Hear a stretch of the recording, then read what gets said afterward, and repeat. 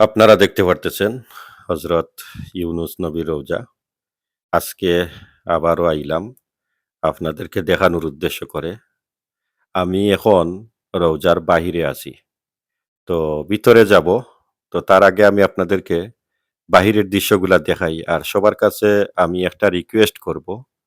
যারা এই ভিডিওটি আমার YouTube চ্যানেল থেকে দেখতেছেন, আমি আশা করি আপনারা যদি এই ধরনের ভিডিও সবসময় আমার মাধ্যমে দেখতে চান, তাহলে YouTube চ্যানেলটাকে সাবস্ক্রাইব করে পাশে থাকা বেল আইকন চালু করে রাখবেন। আর যারা আমার এই Facebook পেজ থেকে দেখতেছেন, এই আইডিটাকে আপনারা সর্বপ্রথম ফলো করবেন। আর ভিডিওটাকে শেয়ার করে সবাইকে দেখার সুযোগ করে দিবেন।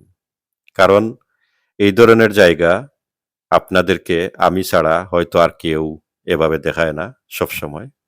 তো প্রিয় বন্ধুরা, এই যে রৌজাটি আপনারা দেখতেছেন, ওমানের সালালা হকতের এরিয়াতে এই রৌজাটি হজরত ইউনুস আলাইসাল্লামের রৌজা হকতের এরিয়ায়। তো প্রিয় বন্ধুরা দেখতেছেন একদম সাধারণভাবে এখানে কোনো মানুষ নাই। এই দেখেন একজন মানুষ এখানে এসেছেন। এতক্ষণ উনি কোরআন তেলাওয়াত করেছিলেন। তারপর দোয়া করতেছেন। তো আজকে আমিও এখানে আপনাদের জন্য দোয়া করেছি। যখন আমি ভিডিওটি তৈরি করি এর আগে আমি নিজেও জিয়ারত করেছি। আপনারা দেখতেছেন হজরত ইউনুস নবীর রৌজা। আমি চাই সারা পৃথিবীর মানুষ যে যেখানেই আছেন সবাই যেন এই জায়গাটি দেখতে পারেন সেই ব্যবস্থা আপনারা অবশ্যই করে দিবেন।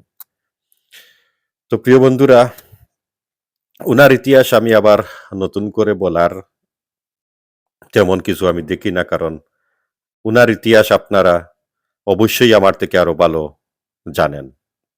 উনি দীর্ঘ ৪০ দিন দীর্ঘ ৪০ দিন উনি মাছের পেটের ভিতর ছিলেন এই মহাসাগরে।